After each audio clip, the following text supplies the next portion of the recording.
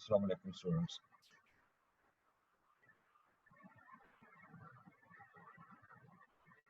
वालेकुम सलाम sir.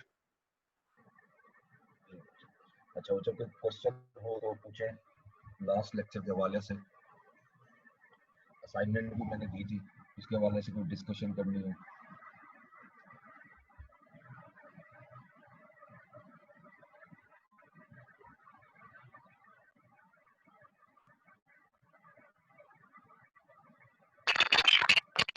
Excuse me sir.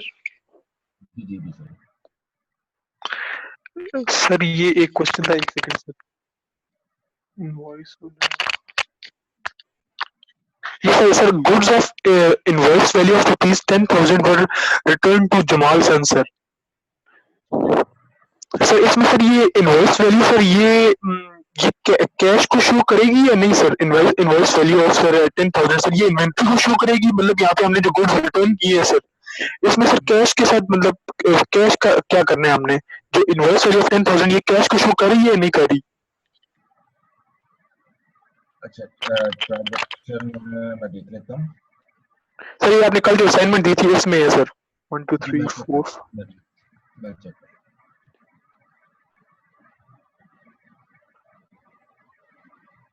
Sir 15th है सर, 15th पे नंबर पे है। ओके, हाँ जी, इसमें कैश नहीं आएगा, ये क्रेडिट पे है क्योंकि नाम दिया हुआ है ना, goods of invoice value of ₹10,000 were return to Jamal sons. ठीक है।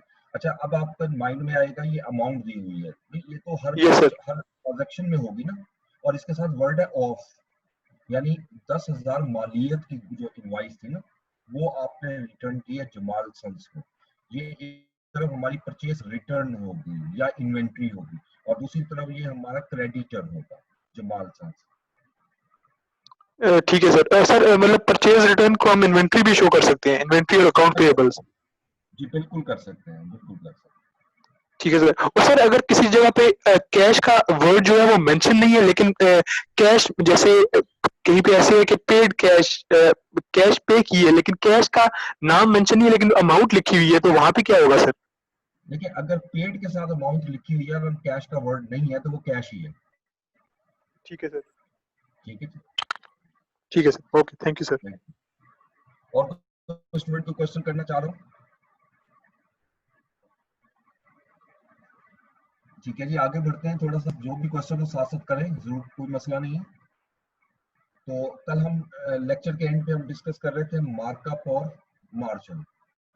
आज उसको फर्दर थोड़ा सा आगे लेके जाना है, मार्कअप और मार्जिन को। तो मैं एग्जांपल ले रहा हूँ आज फर्स्ट।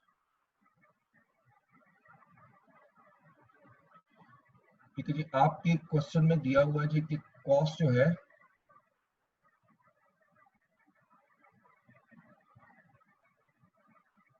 ₹48,000 है, और मार्जिन आपको गिवन है 20% ऑफ सेल्स, और मैंने फाइंड करनी है, यानी कैलकुलेट, दो चीजें करनी है यहाँ पर। Again calculate sales and profit. अच्छा, अब इस क्वेश्चन में प्रॉब्लम क्या है?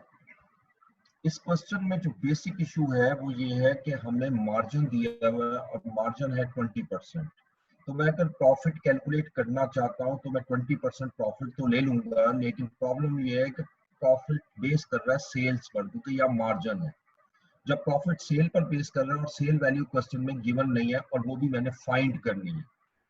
ठीक है, तो यहाँ पर मिसिंग वैल्यू आ जाती है। जहां मिसिंग वैल्यू आ जाए तो आपने उसी कॉन्सेप्ट को यूज करना है, S = C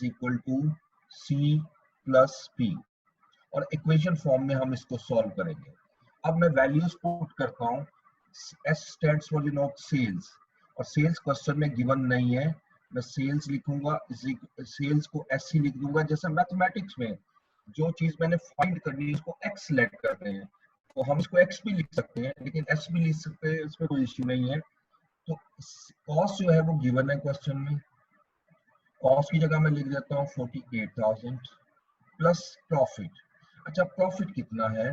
20% ऑफ सेल्स, यानी इसको हम इस तरह लिख सकते हैं 0.20, यानी ये 20% हो गया ऑफ सेल्स इनटू एस। ठीक है, अब जैसे ये इक्वेशन बनी, अब मैथमेटिकली इसको सॉल्व करते हैं।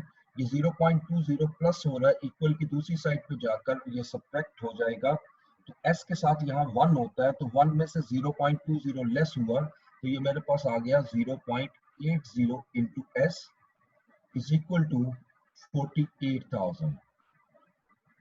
अब मैंने s की वैल्यू फाइंड करनी है, s मीन सेल्स, तो कैसे करेंगे? 48,000 डिवाइडेड बाय 0.80।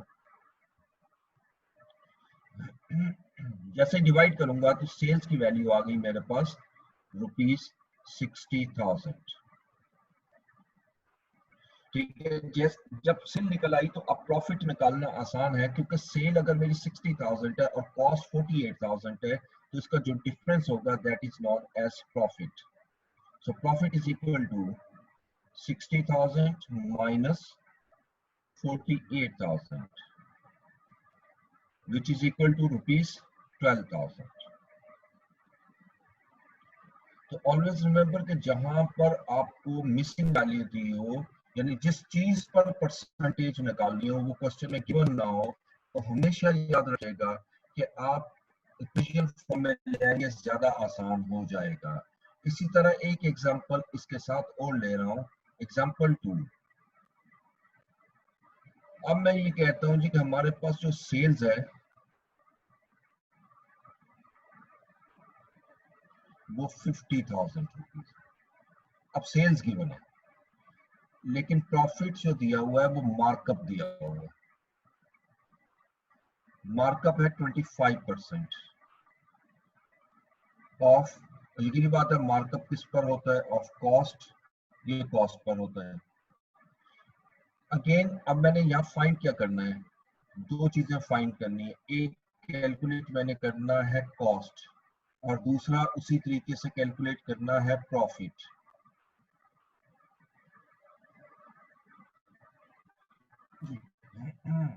अब यहाँ पर भी इशू क्या है, अगर मैं डायरेक्ट प्रॉफिट निकालना चाहूँ तो नहीं निकल सकता। क्यों? क्योंकि हालांकि गिवन है प्रॉफिट 25%, लेकिन किस पर गिवन है? कॉस्ट पर, और कॉस्ट तो क्वेश्चन में गिवन ही नहीं है, कॉस्ट तो मैंने फाइंड करनी है।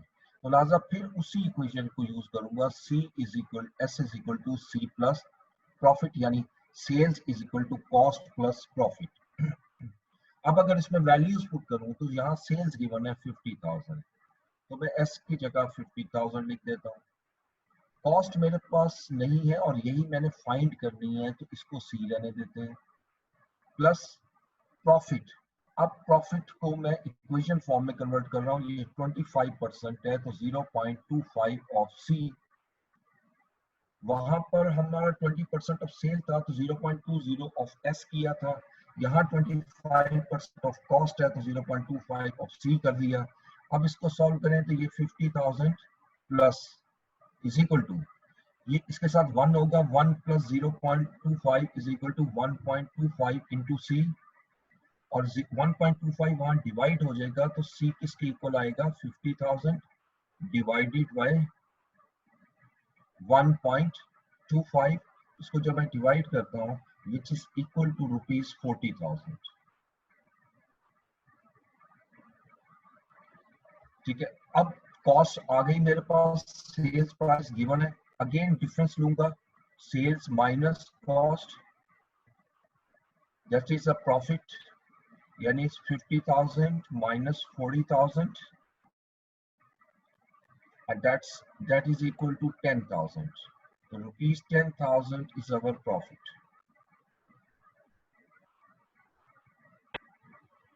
ठीक है, तो कल हमने इक्वेशन जो दो की थी, तो छोटी छोटी एग्जांपल का भी की थी, वहां पर मिसिंग वैल्यू नहीं थी। आज यहाँ पर हमारे पास मिसिंग वैल्यू मैंने ली और इसके मुताबिक मैंने आपको कैलकुलेट करके दिखाया। अच्छा, अब इससे अगला पॉइंट जो हमारी ट्रांजैक्शन में यूज होना है, that is known as discount.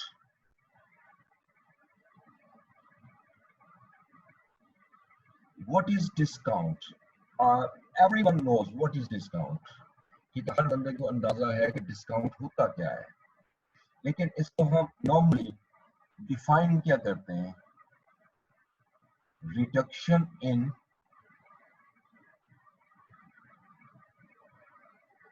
reduction from gross value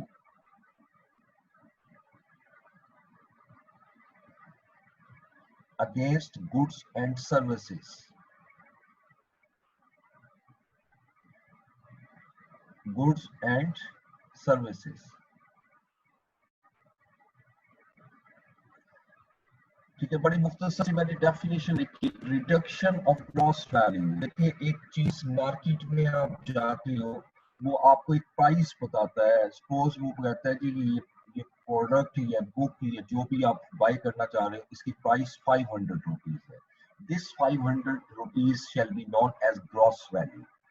अच्छा, अब ये गुड्स भी हो सकती हैं, ये सर्विसेज भी हो सकती हैं। ठीक है, सर्विसेज की डिस्कशन भी साथ ही कर लेंगे बाद में। अच्छा, अभी मैं गुड्स की बात कर रहा हूँ, ये गुड्स हैं। अच्छा, अब आप निगोशिएशन प्रोसेस होता है, आप उससे जो शॉपकीपर है या बिजनेसमैन है उससे आप निगोशिएशन करते हैं और वो आपको 50 रुपीज रिडक्शन कर देता है, and this 50 rupees is known as discount. यही हमारा डिस्काउंट लाएगा। यानी इसका मतलब है कि अब मुझे 500 रुपीज पे नहीं करने, 500 से ये 50 माइनस हो जाएगा, तो अब मेरी जो वैल्यू है ट्रांजैक्शन की वो 450 हो जाती है। सेम इसी तरीके से सर्विसेज की बात करें तो आप कहीं पे जैसे आप एडमिशन लेने आते हैं स्टैंड्स में, तो वहां एक फी बताई जाती है, नेगोशिएशन के बाद आप फी के अंदर कुछ कमी होती है, and this reduction is known as discount. ठीक है। अच्छा, अब डिस्काउंट की टाइप्स कितनी होती है, how many types of discounts?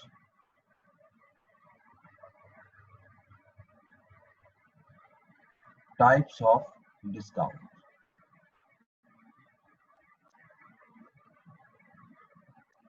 दो डिस्काउंट की मेजर टाइप्स होती हैं। First is known as trade discount, trade discount, और दूसरा होता है settlement discount.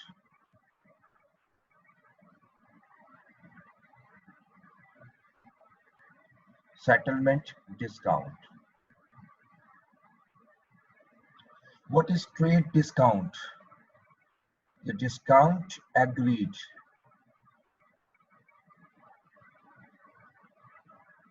between buyer and seller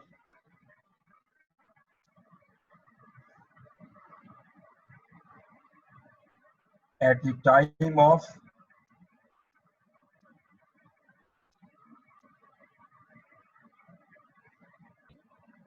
trade।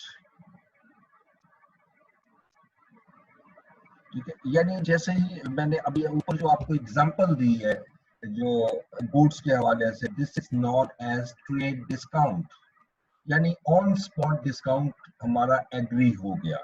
जब मैं कोई गुड्स बाय करने जाता हूँ उसी वक्त नेगोशिएशन होकर एक डिस्काउंट की अमाउंट तय पा जाती है, उसको हम नाम देते हैं ट्रेड डिस्काउंट।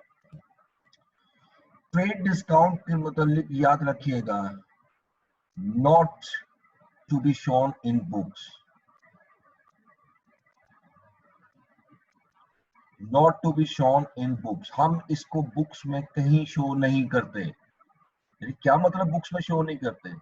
इसका इसका मीनिंग है कि ट्रेड डिस्काउंट का वर्ड या डिस्काउंट का वर्ड कहीं नजर नहीं आएगा आपको, बल्कि अब इसी एग्जांपल में आइएगा जो हमने पहले डिस्कस की कि अगर आपकी एक ग्रॉस अमाउंट थी 500, लेकिन 50 रुपीज तय पा गया आप दोनों पार्टीज के दरमियान कि ये पे नहीं करना, तो ट्रांजैक्शन की अमाउंट 450 है, तो मैं सिर्फ 450 से ही एंट्री रिकॉर्ड कर दूंगा। जैसे ही 450 से रिकॉर्ड करूंगा तो डिस्काउंट जो है वो माइनस भी हो गया, लेकिन शो भी नहीं हुआ दो party.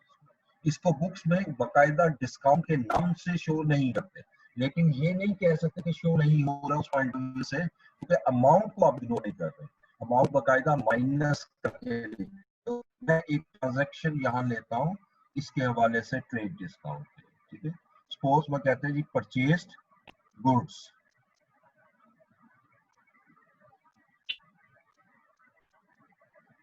For cash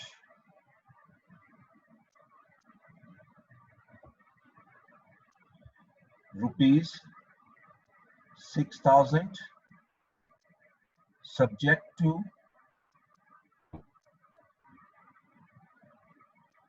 5% trade discount. अब इसका हम मीनिंग क्या लेते हैं? इसका मीनिंग ये नहीं लेते कि हम 6,000 पे कर रहे हैं। इसका मीनिंग है कि 6,000 की जो परचेज थी उस पे सब्जेक्ट टू 5% डिस्काउंट, उस पर 5% डिस्काउंट हमें मिल गया। अब अगर मैं यहाँ कहूँ उसी 4 जो हम पढ़ चुके हैं स्टेप्स उसको फॉलो करो, तो इसमें अकाउंट हेड आइडेंटिफाई करने हैं। पहला अकाउंट हेड चूंकि गुड्स है तो मैंने बताया था या इन्वेंट्री लिख लो या परचेज लिख लो, तो एक हेड में लिख रहा हूँ इन्वेंट्री, और दूसरा चूंकि आप कैश के अगेंस्ट ट्रांजैक्शन कर रहे हैं तो आप कैश लिखेंगे।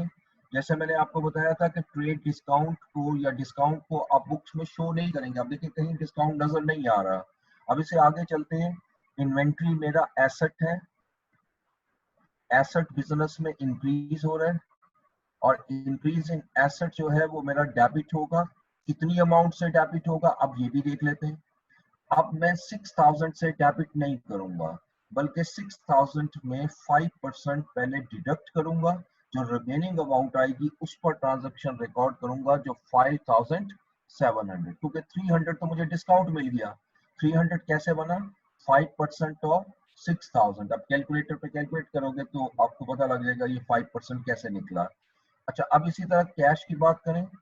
कैश एसेट है और कैश आपका डिक्रीज हो रहा है। डिक्रीज इन एसेट हम क्रेडिट करेंगे, और हम उसको कितना कैश पे कर रहे हैं? एब्सोल्युटली 5,700। तो अब देखिएगा इस ट्रांजैक्शन में ट्रेड डिस्काउंट ट्रांजैक्शन में लिखा हुआ है, लेकिन जब मैंने इसको सॉल्व किया है कहीं पर डिस्काउंट नजर नहीं आ रहा। लेकिन आप ये नहीं कह सकते कि डिस्काउंट मैंने इग्नोर किया है। ये देखिएगा कि डिस्काउंट की अमाउंट जो है वो डायरेक्टली ग्रॉस अमाउंट में से मैंने लेस कर दी। ये कॉन्सेप्ट होता है ट्रेड डिस्काउंट का। ठीक है जी। अब आइएगा settlement discount. The discount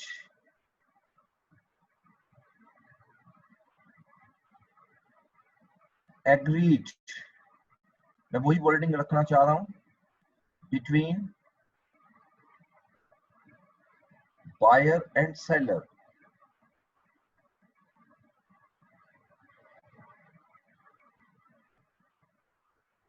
at the time of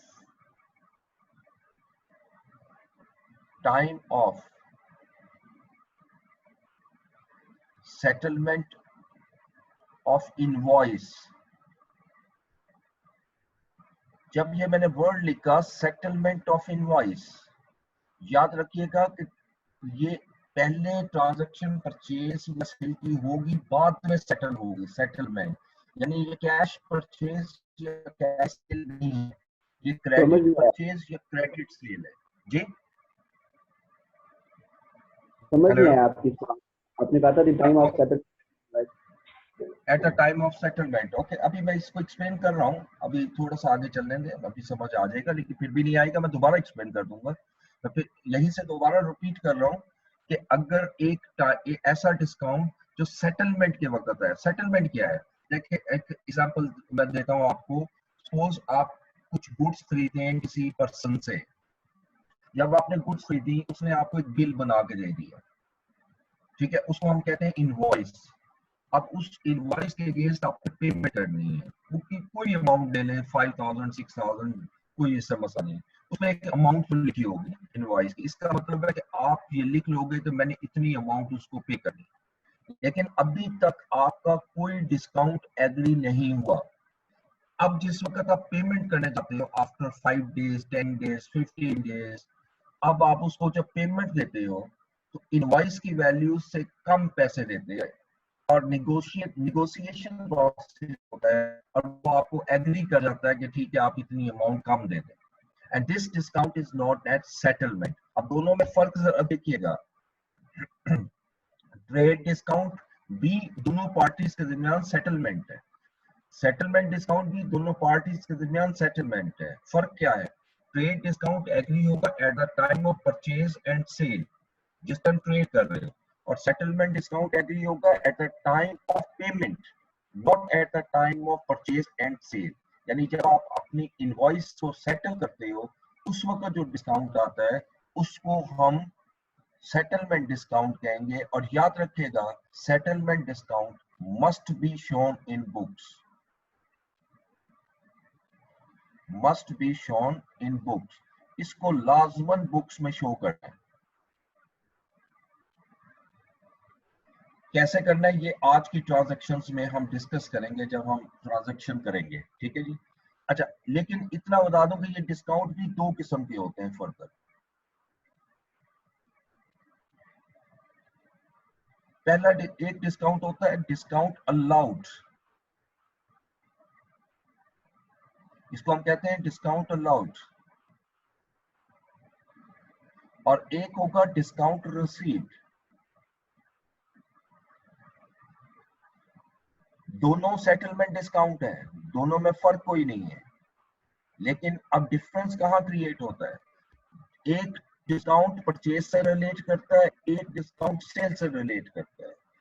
let's say मैंने किसी पर्सन से गुड्स बाय की और अब जब मैं पेमेंट करने जा रहा हूं तो पेमेंट में 200 रुपीज कम कर रहा हूं और वो एग्री हो जाता है इस बात पे। अब ये जो डिस्काउंट जो है ये मेरे लिए डिस्काउंट अलाउड होगा या डिस्काउंट रिसीव्ड होगा? ऑब्वियसली ये मेरे लिए डिस्काउंट रिसीव्ड होगा, क्योंकि मैं डिस्काउंट ले रहा हूं उससे।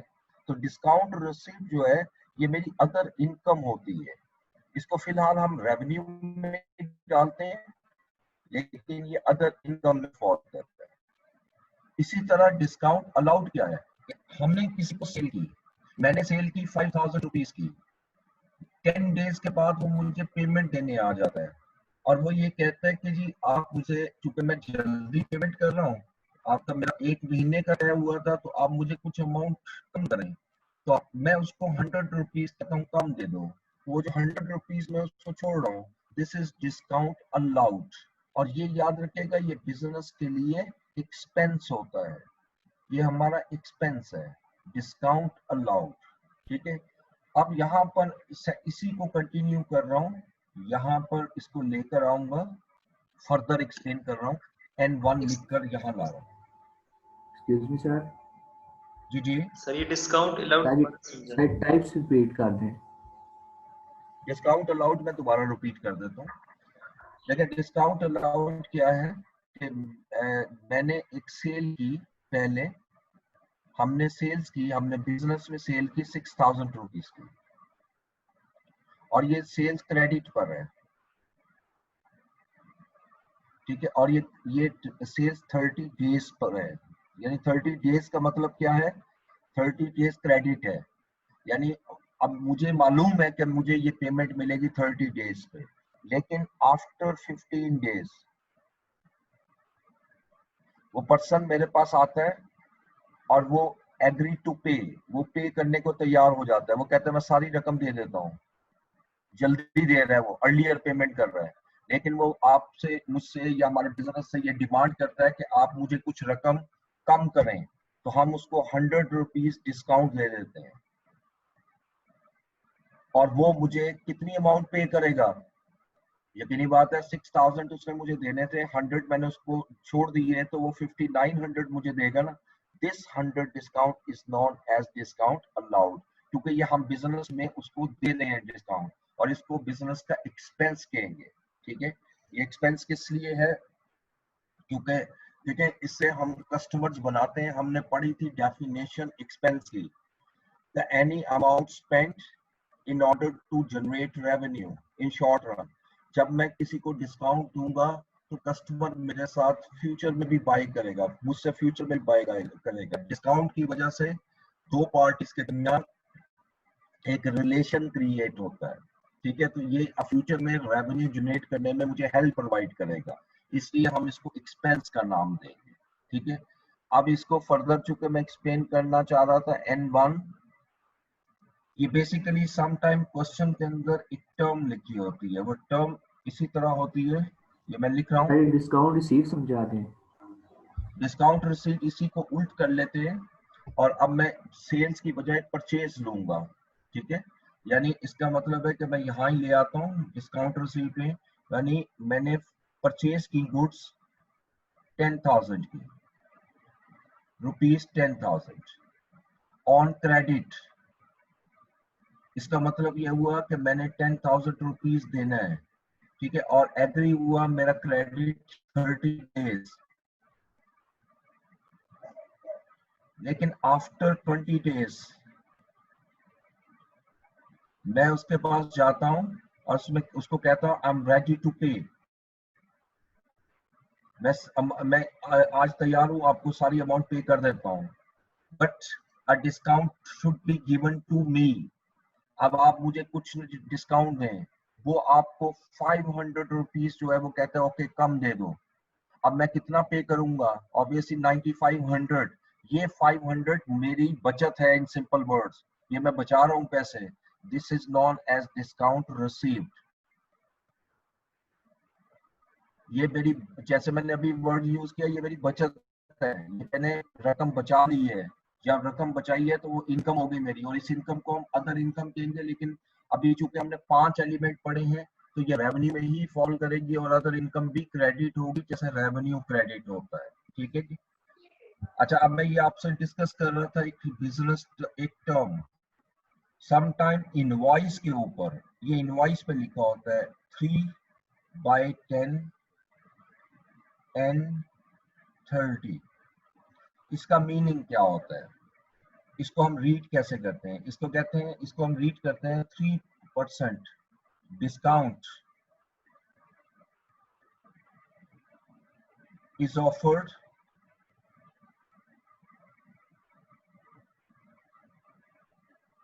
and applicable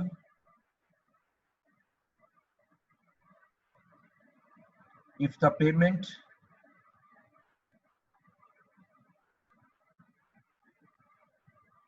is made या shall be made in 10 days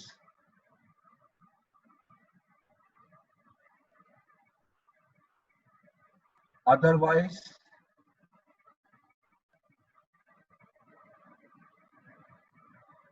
net amount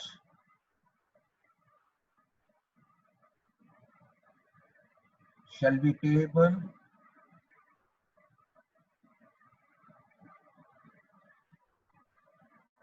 in 30 days। ये पूरी स्टेटमेंट मैंने आपके सामने लिखी इस टर्म के मुताबिक। ये टर्म में जो आपको ये 3 दिया होता है 3/10, ये 3 डिस्काउंट परसेंटेज होती है, और ये 10 जो है ये डेज होता है। यानी इसका मतलब है कि ये डिस्काउंट तब मिलेगा अगर आप पेमेंट इतने दिनों में करोगे, अदरवाइज आपको कोई डिस्काउंट नहीं मिलेगा। इनवॉइस प्राइस पे करनी है आपको और 30 दिन में पे करनी है, ठीक है। यानी क्रेडिट मुझे 30 दिन का मिला हुआ, या मैंने उसको 30 दिन का ही क्रेडिट दिया, लेकिन साथ उसको ऑफर कर दी है क्योंकि अगर आप 10 दिन में पेमेंट करते हो तो 3% आपको डिस्काउंट मिलेगा। ये डिस्काउंट जो है इसी को हम सेटलमेंट डिस्काउंट भी कहते हैं, ठीक है। ये उसी की फर्दर मैं एग्जांपल दे रहा हूँ।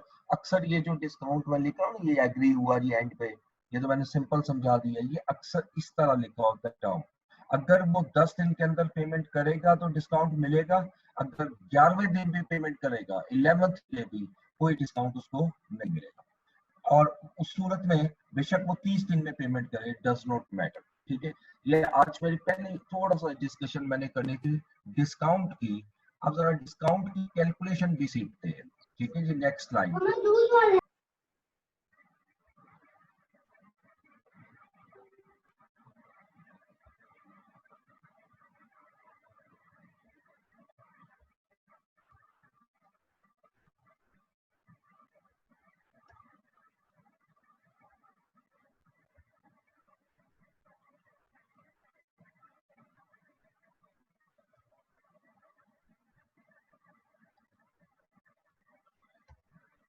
जी, तो जरा डिस्काउंट की कैलकुलेशंस देखते जाएं। मैं छोटी छोटी एग्जांपल लेके आपको समझा रहा हूं।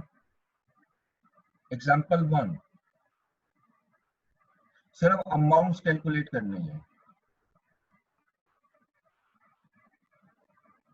इनवॉइस प्राइस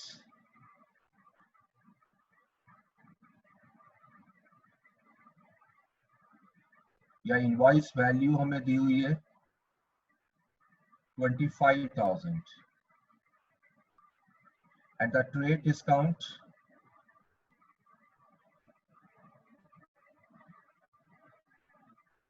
6% है।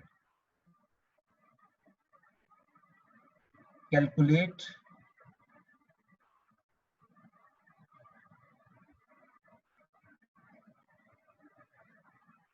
ट्रांजैक्शन वैल्यू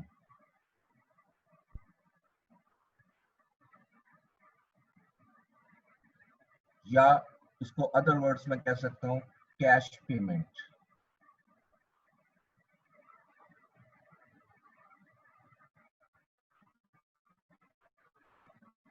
ठीक है जी, आप देखें यहाँ 25,000 रुपीज की इनवॉइस प्राइस है, प्राइस का वर्ड लिखा हुआ है मैंने, ठीक है, और उस पर 6% डिस्काउंट है। और कौन सा डिस्काउंट है? Trade discount. तो बताइएगा आपने कितनी पेमेंट करनी या ट्रांजैक्शन वैल्यू क्या होगी? ठीक है, तो यकीनी बात है इसमें हम क्या करेंगे, पहले ट्रेड डिस्काउंट लेस करेंगे, यानी इसमें इनवॉइस जो है वो आपकी इनवॉइस वैल्यू जो है या इनवॉइस प्राइस जो गिवन है क्वेश्चन में वो 25,000 है। इसमें से मैं लेस करूंगा ट्रेड डिस्काउंट, क्योंकि ट्रेड डिस्काउंट हमने शो नहीं करना बुक्स में। और ट्रेड डिस्काउंट कैसे निकलेगा? 6% है किसका? इनवॉइस प्राइस का होता है हमेशा 25,000। अब 25,000 का अगर मैं 6% लूं तो that is equal to 1,500।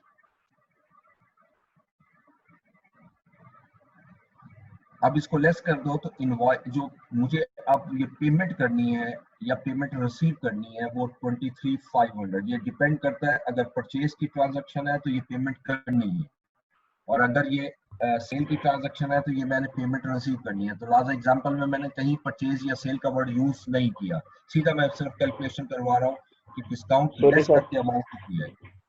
Ji sir, ये कैलकुलेट ट्रांजैक्शन वैल्यू और कैश पेमेंट के आगे आपने मिसाल की है, उसकी किस तरह हल करनी है सर? आपको मेरी आवाज नहीं आ रही थी आपको उस टाइम। अच्छा जी, मैं दोबारा बोल देता हूँ, इट्स ओके, मैं दोबारा बोल देता हूँ। देखिए, अब यहीं से रिपीट कर रहा हूँ कि हमारी इनवॉइस प्राइस है 25,000, ठीक है, और ट्रेड डिस्काउंट है 6%। क्वेश्चन की रिक्वायरमेंट है ट्रांजैक्शन वैल्यू निकालो। मैंने ट्रांजैक्शन वैल्यू का वर्ड इसलिए लिखा कि जब कोई आप ट्रांजैक्शन करोगे, ट्रेड डिस्काउंट हमने अभी पढ़ा है पिछली स्लाइड में कि हम इसको शो नहीं करते बुक्स में। जब इसको बुक्स में शो नहीं करेंगे तो यकीनी बात है कि इसको लेस करके जो अमाउंट आएगी वो ट्रांजैक्शन वैल्यू है, या इसी को हम कैश पेमेंट कहेंगे, यानी इसके बेस जो मुझे कैश पे करना है या मुझे कैश रिसीव करना है। ठीक है, तो लिहाजा सिंपल इनवॉइस प्राइस लीजिएगा 25,000 और इसमें ट्रेड डिस्काउंट लेस कर दें तो ऑटोमेटिकली ये आपकी ट्रांजैक्शन वैल्यू या कैश पेमेंट आ जाएगी। ठीक है, इसको कैश वैल्यू भी कहते हैं कि अब ये मैं खरीदूंगा या सेल करूंगा 23,500 रुपीज में। ठीक है, अच्छा, अब इस एग्जांपल को, ये तो हमने ट्रांजैक्शन भी की है इस तरह की। अब मैं जरा थोड़ा सा इसको एग्जांपल को ट्रिकी कर रहा हूं।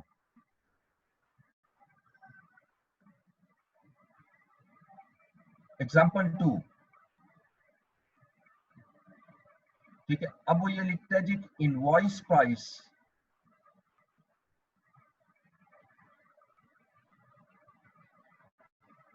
is not given in a question. Trade discount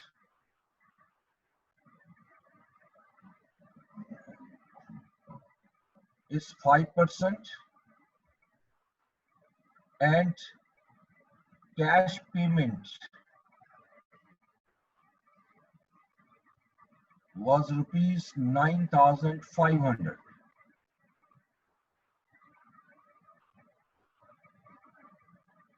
ठीक है जी, अच्छा, अब इश्यू क्या है इस क्वेश्चन में? मुझे इनवॉइस प्राइस चाहिए। जब मैं डिस्काउंट की परसेंटेज उसने दे दी 5%, मैं अगर आपसे कहूँ डिस्काउंट कैलकुलेट करो तो डिस्काउंट किस अमाउंट का निकालोगे? इनवॉइस प्राइस का या कैश पेमेंट का? Any student? Invoice price. Good, invoice price का। और इनवॉइस प्राइस क्वेश्चन में गिवन नहीं है। मैंने अभी आपको एक चीज समझाई थी कि जब भी कोई चीज गिवन ना हो, सबसे बेहतर और आसान तरीका ये होता है इनिशियल स्टेज पे, खास तौर पे कि आप इसको इक्वेशन में कन्वर्ट कर लो। ठीक है, तो मैं क्या करता हूँ, इसको इक्वेशन में कन्वर्ट करने के लिए लेट कर लेता हूँ कि invoice price is equal to x.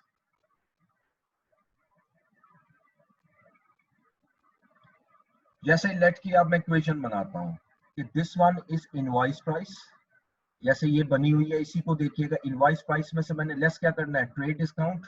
ठीक है जी, और ट्रेड डिस्काउंट कितने परसेंट है, 5%। 5% किसका होता है? अभी मैंने आपसे क्वेश्चन किया, अभी आप लोगों ने बिल्कुल ठीक जवाब दिया, 5% ऑफ इनवॉइस प्राइस। और इनवॉइस प्राइस को हमने क्या लेट किया हुआ है, एक्स। सो ये इक्वेशन बन गई x minus 0.05x is equal to, यानी जब मैं इनवॉइस में से लेस करता हूँ trade discount, it should be equal to cash payment which is 9,500। ठीक है, अब इसको मैथमेटिकली सॉल्व करें तो ये 1 होता है, 1 में से 0.05 लेस कर दें तो 0.95x इज इक्वल टू 9,500, और ये 0.95 यहाँ डिवाइड होगा तो x जो है वो मेरे पास 10,000 आ जाएगा। और x हमने क्या लेट किया था, invoice price, hence the invoice price is equal to ₹10,000। इसको अकाउंटिंग में हम रिवर्स वर्किंग कहते हैं, वर्किंग बैकवर्ड, यानी उल्ट चलना। तो जहां पर रिवर्स वर्किंग आ जाए, सबसे आसान तरीका ये होता है कि आप इसको इक्वेशन फॉर्म में कन्वर्ट कर लो, मैथमेटिकल फॉर्म में कन्वर्ट कर लो, it becomes easier to calculate. लेकिन ये भी याद रखना है कि जिस क्वेश्चन के अंदर आपके डिस्काउंट से ज्यादा आ जाए तो उसको इक्वेशन पे ध्यान से बनाना है। अब इससे आगे मैं और जरा थोड़ा सा इसके अंदर ट्रिकी पॉइंट डालूंगा इससे नेक्स्ट एग्जांपल। ठीक है, इससे नेक्स्ट में नहीं, उससे नेक्स्ट में। पहले ये तो अभी हमने 2 एग्जांपल डिस्कस की जो ट्रेड डिस्काउंट से रिलेट करती थी। अब जरा एक सेटलमेंट डिस्काउंट में भी आ जाते हैं। एग्जांपल 3। ठीक है, मैं लिखता हूं पेमेंट जी, क्वेश्चन जी। अब देखिएगा, पेमेंट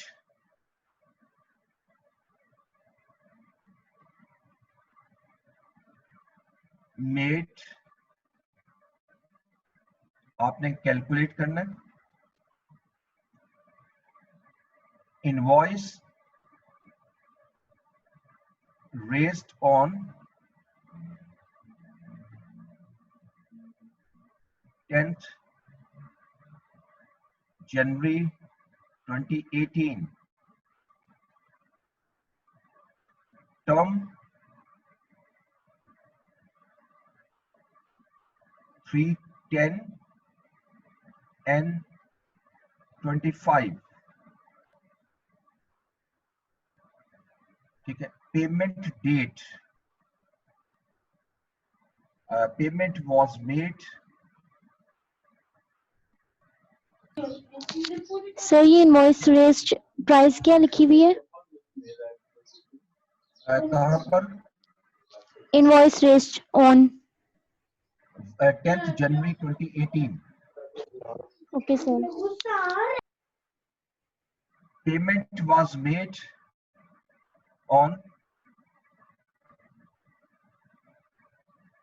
19th January 2018। ये मैं यहाँ अंडरलाइन किया, जरा इस कॉन्सेप्ट को पहले अंडरस्टैंड करना है। देखिए, एक इनवॉइस थी जो रेज हुई 10th जनवरी को, मैं यहाँ से रीड करूंगा